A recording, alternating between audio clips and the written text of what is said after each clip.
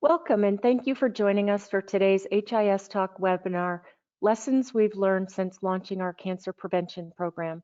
It's brought to you by Volpara Health. I'm Lori from HIS Talk and I'll be moderating. Before we start, I have a few housekeeping items to make you aware of. Attendee phone lines have been muted to prevent background noise. You can use GoToWebinar's questions box in the console to submit questions to our presenters at any time. The presenters will answer your questions during Q&A at the end. Today's webinar is being recorded, so you'll receive a link to the recording as well as a link to the PDF version of the PowerPoint presentation. We have two speakers today.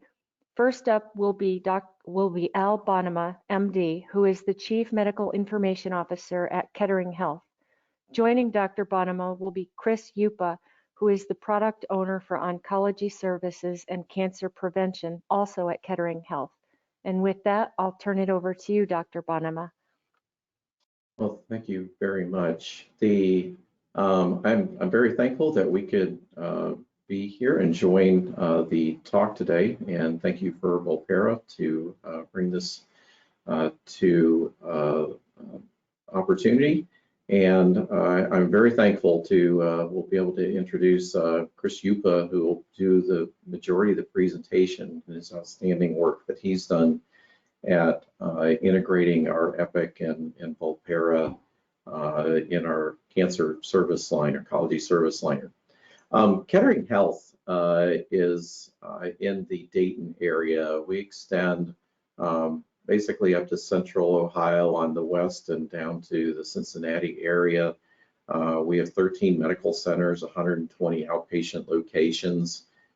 We have in our medical group about 700 board certified providers. Overall, we have a clinical staff of about 2,000 providers and about 14,000 employees. We also have a graduate medical education program, and we have a Kettering College. And the college educates nurses and a number of allied health specialists. Next slide. Thank you, Dr. Bonema, for talking a little bit about Kettering Health. I'm Chris Yupa. I'm the product owner, as Lori said, for oncology services and cancer prevention. And I want to talk a little bit about Volpara and kind of our relationship. So they have the Volpara risk pathways that we're using, and as you can see here, you know, it's streamlined for cancer risk follow-up. We're using the Tyrer-Cuzick 8 model with breast density considered in that score.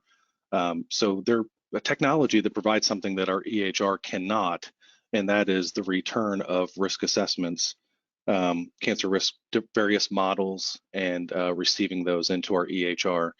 A little bit more about the integration.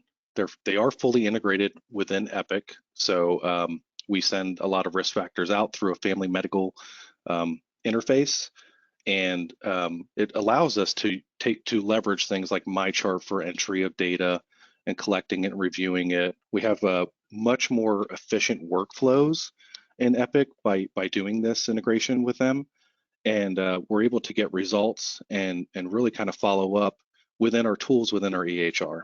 So that's what Epic is doing, or Volpara Health is doing for us as an Epic customer. Back to you, Dr. Bonema. I wanted to go over a little bit of what we're going to talk about today. One is where are we at in medicine, and so some program goals and why this has come to be implemented in our healthcare system. We'll talk a little bit about the EHR framework, a little bit of the technical interface and integration strategy, which Chris will take care of. He'll go over how we're handling using the data for performance and using it for registries and for support of patients. So a little bit of background. Preventive medicine for years has had two types of standards. The first standards are around the specialists, where specialty societies will look at a population of patients. Usually they specialize in that area. We'll make some general recommendations on how to screen for cancer and other type of health services, what that period should look like and things like that. And And so they have a process that many times those societies go through, a lot of evidence, a lot of research, simulated experiences, and then comes down to how that recommendation. We have a second path in which we use in the United States, and that's the U.S. Preventive Services Task Force, which is then adopted by a lot of the federal agencies and accreditation bodies and insurance companies, where we look at it in a very systematic way, but we look at it with the idea of a general population. So of the normal general population, we know the studies, this research, this epidemiology, we know about the risk of cancers, et cetera. And so in this general population, we say we recommend doing cancer screening at these intervals and these kind of tests, because a lot of research shows that that is what we know at that current place and time. And what has happened with genomics and the addition of that data is what we've known for years is not every single person is in the general population. There are people who have very unique health indicators or genomic ones or family history or some other data about them for which the general population recommendation isn't correct. It needs to either be more frequent. I believe someday we'll find that some people won't have to do certain kinds of cancer screening because the probability of their getting cancer based on genetic profile, hopefully we'll learn that someday, is very, very low. So you don't have to go through things like preps or colonoscopy and things like that, or you can reduce the frequency of a test. So that's where we're at. And this, I think, is a really exciting part in medicine, is is starting to put in the idea of, for you as a person, this is who you are, genomics, this is your family history, this is your imaging results, and now give a professional opinion on what we believe your best as you recommendations are for cancer screening in the future. And that's really what we're talking about here. This is an evolution in healthcare.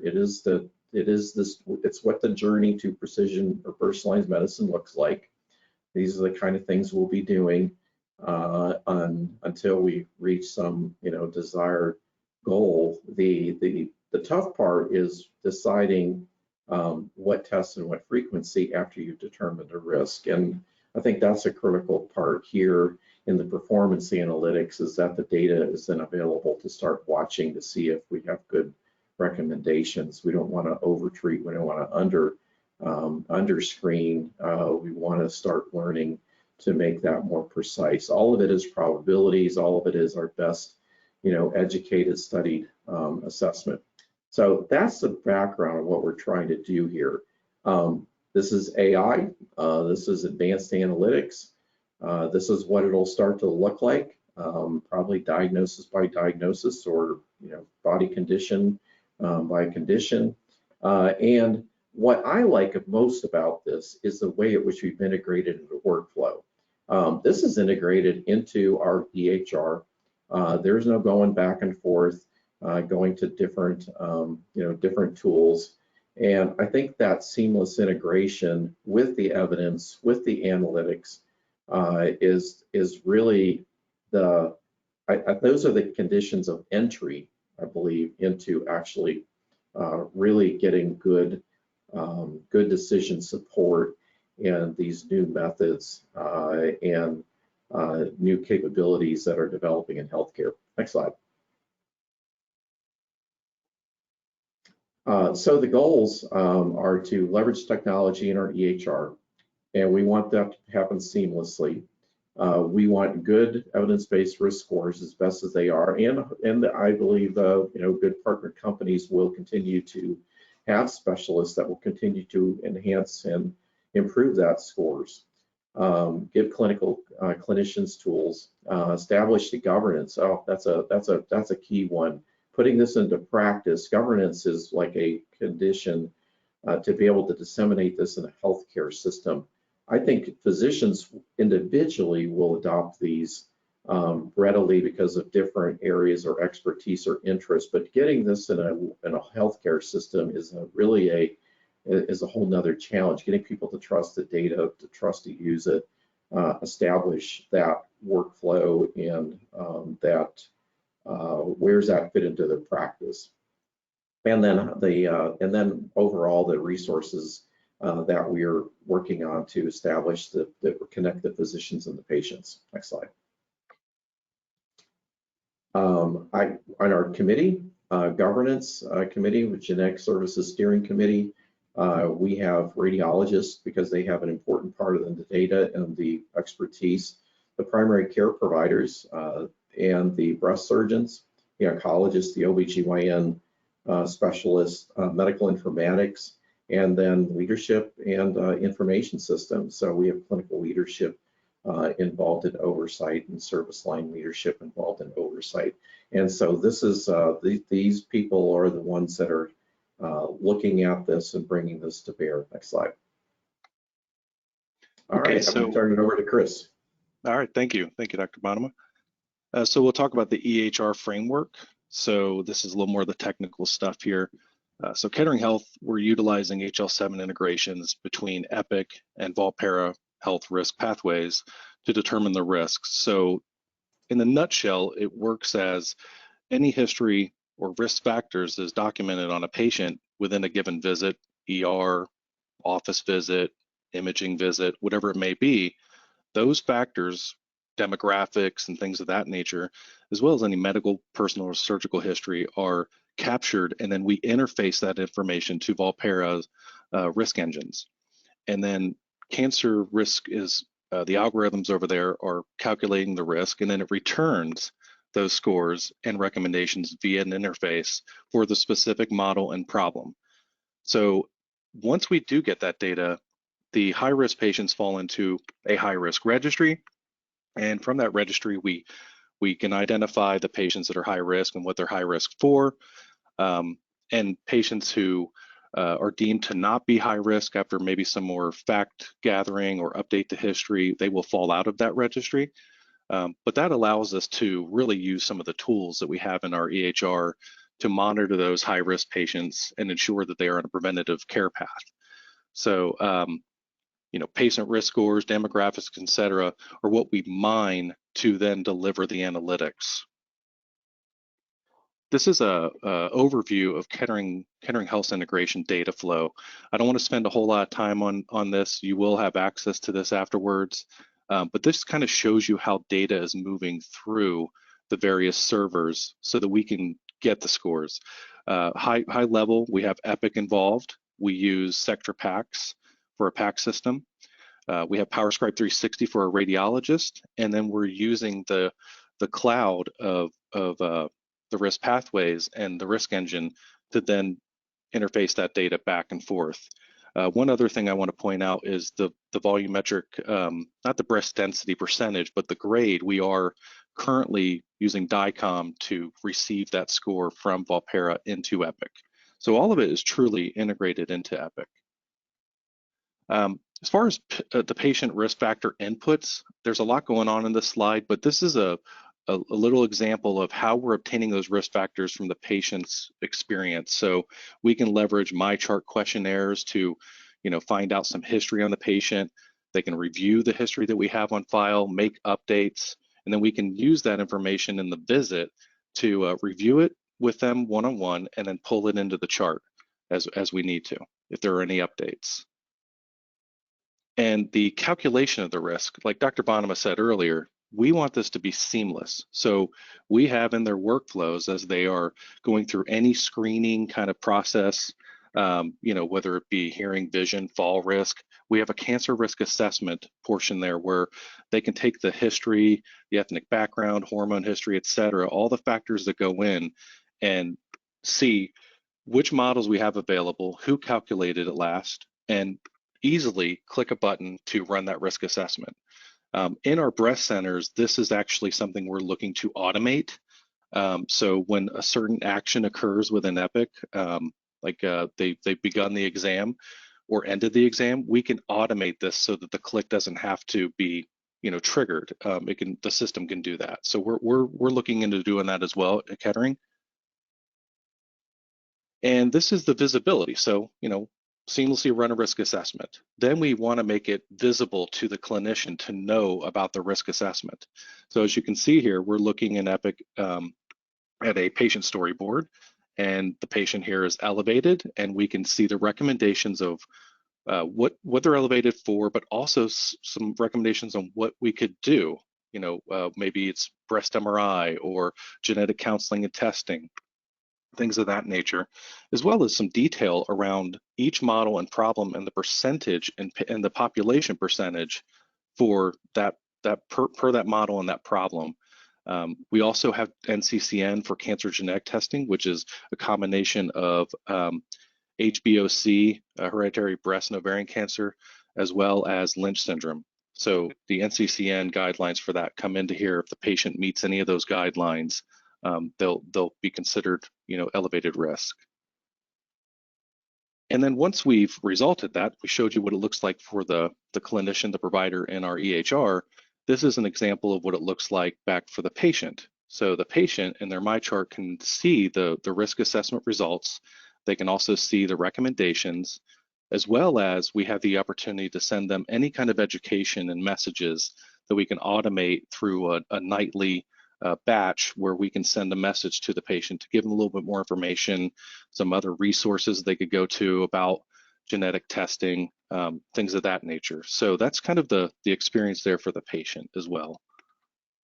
One of our quotes here from Sally Grady, who's the Director of Breast Imaging Services, she says, many of our clinical users are unaware that Volpara powers their Epic risk workflows. It's that seamless. And I want you to kind of take that seamless word and really kind of hear that, because that's what we want it to be. We don't want anyone to feel like they are outside of the EHR. They're in other applications. We want it to be seamless as possible so that we're using all the data on the patient and running their risk assessment and then being guided to what we can do with the patient to prevent that cancer from happening or catching it at an early stage. Some of the management and follow-up we have. So, obviously we're now at that stage where, okay, high-risk patients, what are we doing to make sure they don't fall through the cracks? So we've put some build together inside of Epic to utilize tools. Our nurse navigators can use things to monitor these high-risk patients and reach out to their care provider to find out let them know about the resources, opportunity to answer any questions the provider may have, and determine kind of what the next steps are for that patient. Do they want to go to our cancer prevention center? Would they like to refer elsewhere or manage it themselves? So those are some tools that we're using today to monitor those high-risk patients. And in the future, we're actually going to do some development to streamline this and make it a little bit better and work more so off of a recommendation rather than, okay, the patient's high risk, but we're going to look at what the recommendation may be. So we're monitoring high-risk patients for MRI or automated breast ultrasounds, ABUS. We're also looking at recommendations for genetic counseling. So our cancer prevention center can use these tools to kind of make sure that we're following up with patients on these recommendations and closing those. So that's coming down the road for us here at Kettering. So performance analytics, talk a little bit about this as well. So by having this discrete data, so when we get these scores into our EHR, this will allow us to kind of really dive into the patient population and look at why they're at risk and look at some measures. For instance, how many patients are we evaluating for cancer risk assessment? What's the percentage of those patients that are considered high risk? The number of patients at risk for breast cancer that have an open MRI breast recommendation. What's the percentage of those patients that have an MRI breast performed versus those that still need follow-up? And there's many more measures there. And what goes into, patient demographics are in it, the age, race. You can break this all down based on all this, plus the scores to kind of look at your population and what they're at risk for. This is a screenshot of one of the dashboards we have available. Like I said, not going to go into details of all these screenshots, but it is there for you to digest later. But just kind of calling out some things. We can look specifically at patients that have a C or D breast density, so dense breasts, and look at their Tyrer-Cuzick score range and kind of determine, are they high, 20 or more high risk? That's kind of going to lead us to an MRI recommendation. If they're 20 or less, maybe in the 15 to 20, 10 to 15, an ABUS might be an appropriate recommendation there. So we're able to look at that kind of data, as well as the percentage of the population that's at risk for this problem in this particular model. So this is a good example of why it's so powerful to have the data in your EHR so that you can use those tools and the analytics to kind of see what's going on with your population. So some of the outcomes we have with running this data. So at this point, we're over 95,000 for sure patients that we have screened in our 1.7 million population. So 5.5% roughly. 44,000 of those patients were found to be at high risk for at least one of the risk models and problems, and 46% of evaluated patients and around 2.6% of our entire patient population. So that's kind of that, we're not big numbers here, but we have 1.7 million, which means we have opportunity to run risk assessments on other patients to see where they may fall with some of the problems and with cancer. A little study here with looking at 4,600 females and 150 males at 40 or under. These are patients that predominantly are getting screened within our OBGYN or primary care. They're not getting screened in a breast center because they're not within the age range, but we're able to do that because it's in our EHR. And nearly 56% of the females and 32% of the males at that age range were found to be at elevated risk per one of those models. And when we dive deeper into breast cancer specifically, and we look at that group of 40 and under, 32% of female patients were found to be an elevated risk for breast cancer. 453 or 29% had an MRI breast performed within our network, and 5.5% of those patients developed breast cancer. 56% were found in stage 1, and 93% of those patients are still alive. So that's showing us that we're able to take this and really save lives. I mean, that's really the goal here, is to prevent, catch early, save life. So that's the power of our analytics, and we'll move into challenges and optimizations, and I'm going to hand it back over to Dr. Bonnema.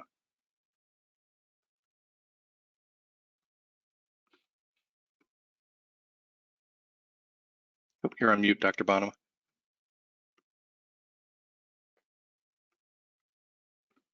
There we go. I think Chris has done a very good job to summarize where we're at. I think as the ups and downs of a healthcare system, staffing sometimes is a challenge, and getting the best people to staff things. And genetic counselors are in high demand right now, and we unfortunately lost a really good advocate in January, and so we're working on restaffing that. Hasn't changed the governance, hasn't changed the program and the purpose, but I think putting it into full deployment, implementation, adoption, marketing it as a service does slow down that part. I think looking at creative ways to get that genetic counseling is something that is also on the table. I think we also have some awareness for some physicians to know that there is risk assessment ability in the EHR, and some of them specifically early in their career are bringing what they did in their prior training, their prior fellowship, and so they're running risk assessments outside of the EHR environment, which they're perfectly allowed to do. They just end up having to toggle back and forth and entering the data twice. I think the probability of data entry error goes up when you do that, but there's other good risk assessments that can be used. I think the beauty of what we've done here is that the data integrity is there. the data transferability is there, the integration of the workflow into the note is all in place. I think the next really big area is then taking these at-risk people and creating a system to do the follow-up, and that's just something I know we're actively doing. I was in discussions this week about what that would look like and where that would occur, and that would be personalizing the referral or the process of I think what I call the tickler system sometimes, being able to let people know that you were at risk and this is the recommended follow-up time, and here's how to get a hold of us, and here's how to make the appropriate appointments. So I think those are the program challenges. But in terms of the seamless integration, the data, the analytics, that part is usually, that's the hard part. So the hard part's done. Now it's I think for us it's the challenges with post COVID and staffing and things like that, like other places. Program optimizations, I touched this. The Cancer Pavilion and the Reopening Cancer Prevention Center is moving forward for us. That was one of those areas not necessarily prioritized to maintain open during COVID. The continuing to work on genetic lab opportunities and partnering with other point of care counseling and testing services. I think we're very open to that. Our ability to move data and our ability to receive information, integrate things. Very confident in Chris and his team's work. The next part I think is really going to be interesting. I know Epic Genomics module has been released. It does do some things where we can take the genomic variant results in a larger scale, give a different view of it, incorporate some other apps and data feeds into this. So we have that in our modernization path in the future. And then the next big one is then getting the 2 full-time employees to help monitor and resolve and on the recommendations for the high risk to make sure we don't have any care gaps and people are getting what the best recommendation is. Next slide. I think some of the lesson learned. The maintaining a staff of subject matter experts. I've been very pleased with our continuity in here for the most part. The working on the physician engagement side and the awareness, and I think we have some good ideas on improving that in some of the new forums that have been created post-COVID. For engaging the physicians, both our independents, our partnered practices, and our staff physicians. And I think that's a key part is letting people know that it's there.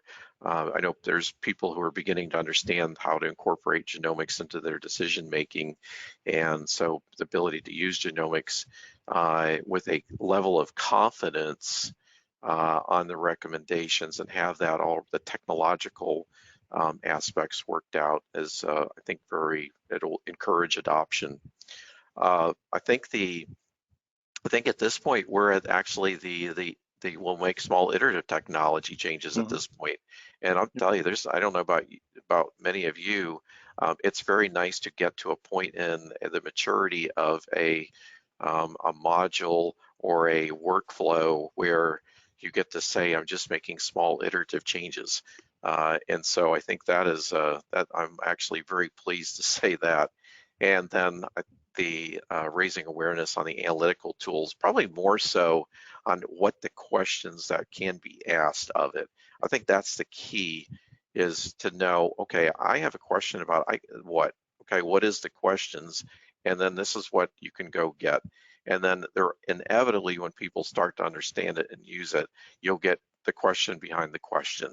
And when I know we're at that point, I know we are on a really good path, because when creativeness and curiosity and intellectual ideas are stimulated, there will always be questions behind the questions, and we know we're getting there from some of the cancer trials and things that we're starting to join as part of our research group. Next slide. Yeah, we're at the point of Q&A here now. I do want to add a little bit on the lessons learned there with, just so you all understand, when we've been doing this, this integration since 2019, early 2019, but we'd been working on it for, it felt like a couple years trying to get to this point, because we did have the standalone application at one point in our breast centers to run risk assessments. And we saw the redundancy, the dissatisfaction with the patient, the provider having to double document, patients being asked to think, after they just did a survey, now they're being asked some questions. So we dealt with all of that, and our goal was to get to an integration. So we've been doing this a long time.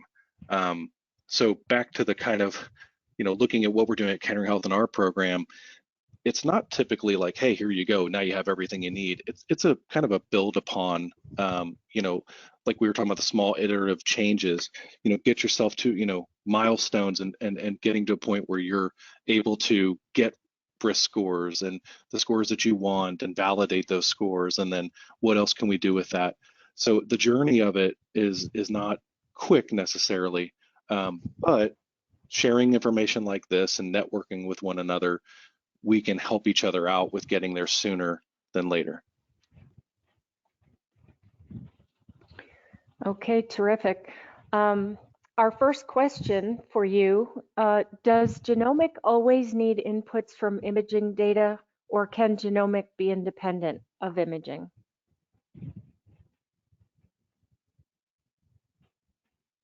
Trying to understand that question. Genomic input, so genomic result, are you talking about factors or genetic results? I'm sorry, it says, does genomic always need input from imaging data?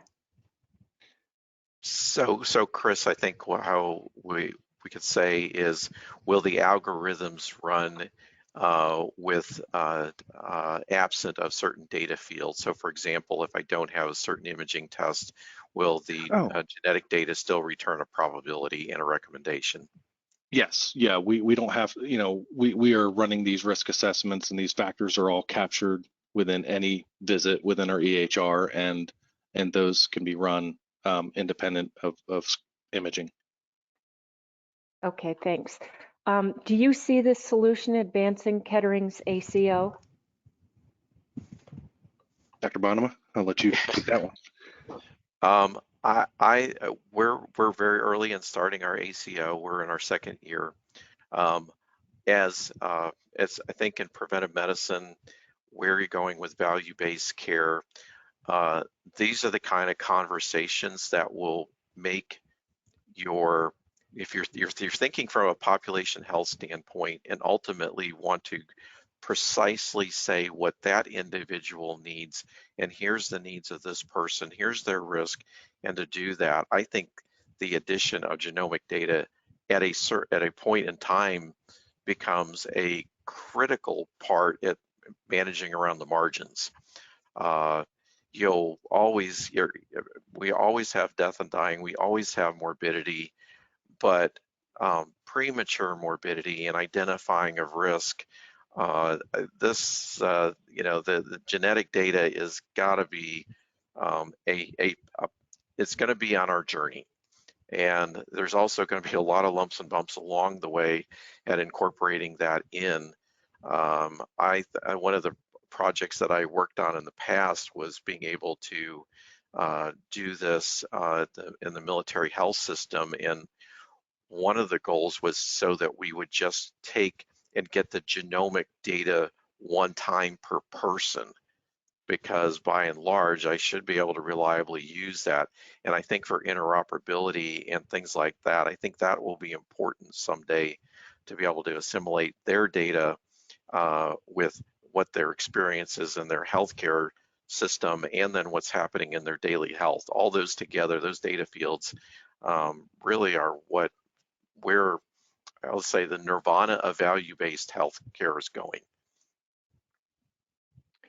Can you talk a little bit about the extent of automation on the patient side for data inputs?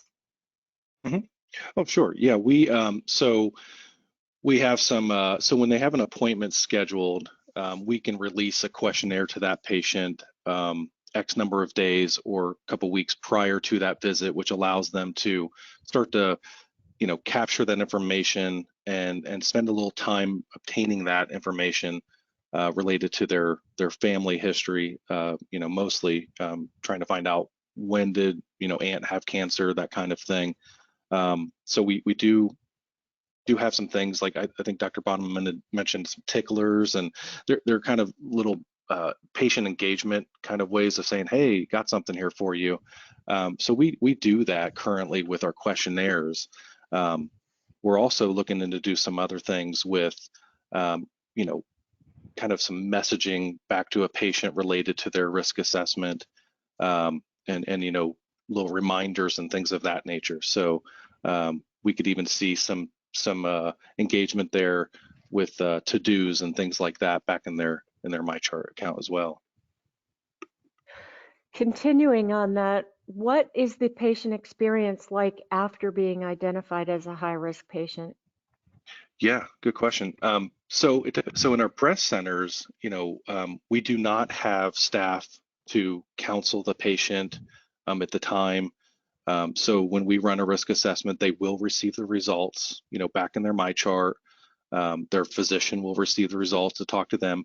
We also hand them a brochure, depending on their risk, if they're elevated or average risk. So we hand them a brochure with some information about that and some resources we have available for them and their provider.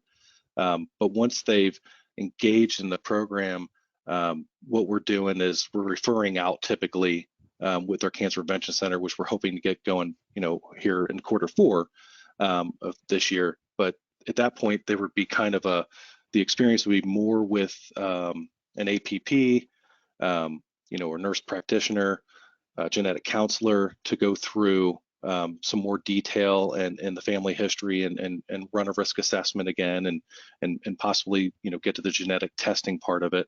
We're also on the patient experience side wanting to offer services with point of service kind of genetic testing as well and counseling. So we're looking at some things within our primary care a little.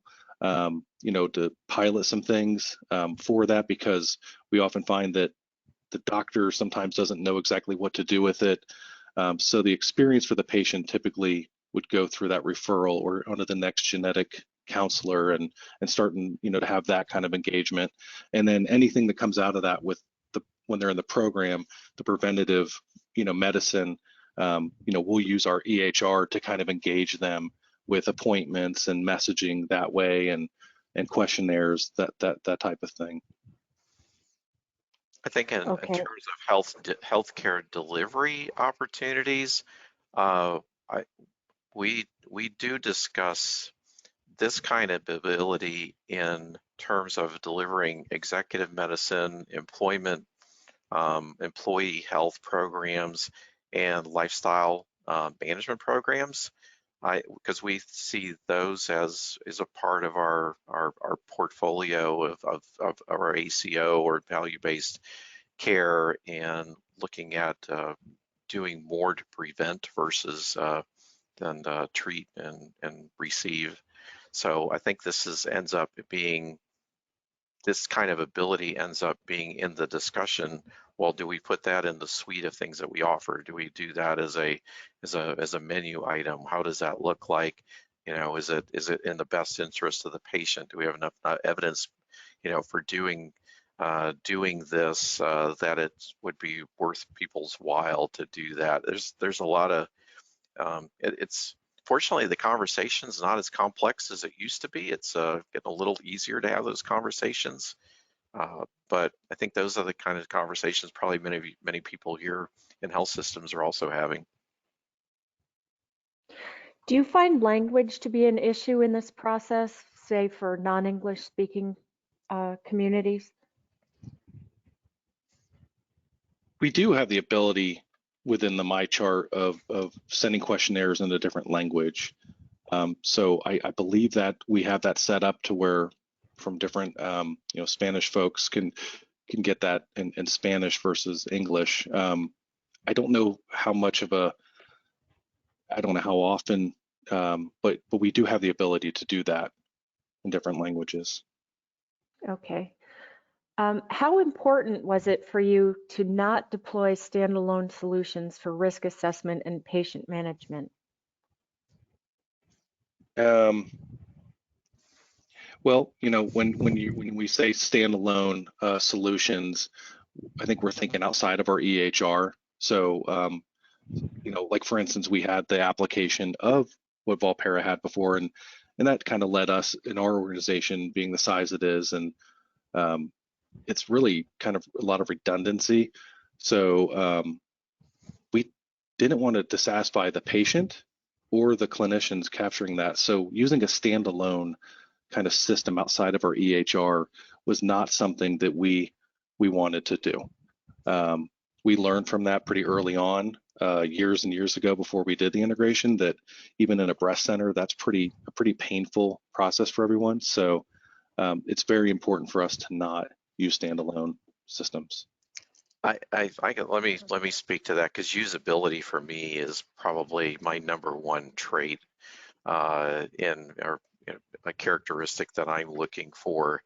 The statistics and over the years are really, really clear, and that when you have multiple applications or when you don't have integration, the probability of implementing and adopting it goes down significantly.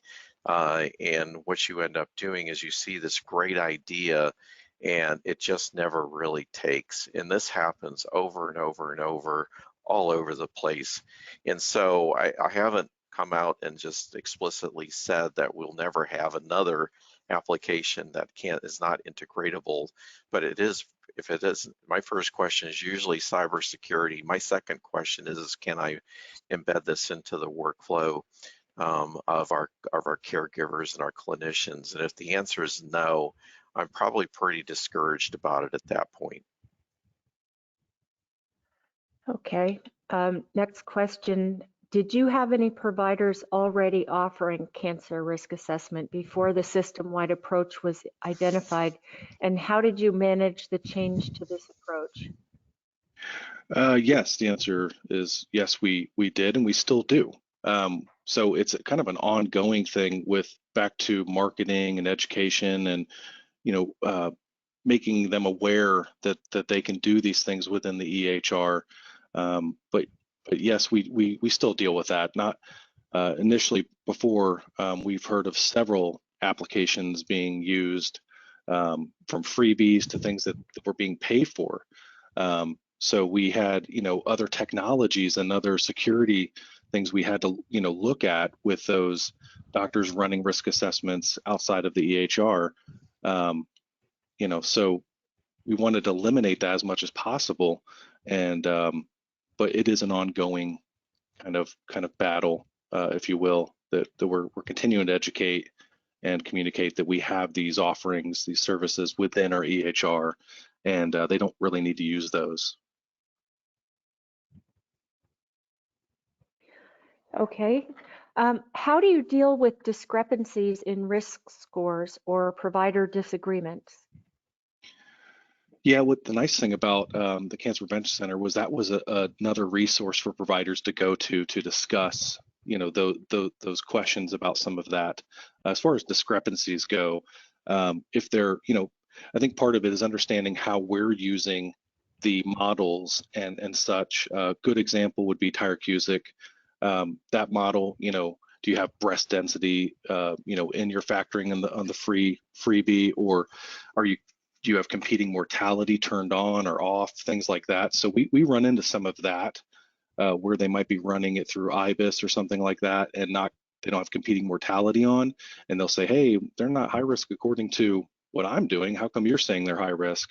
So that goes back to what is our program, being transparent with them, the models we're running, the thresholds we have, what's going on with those to deliver those results.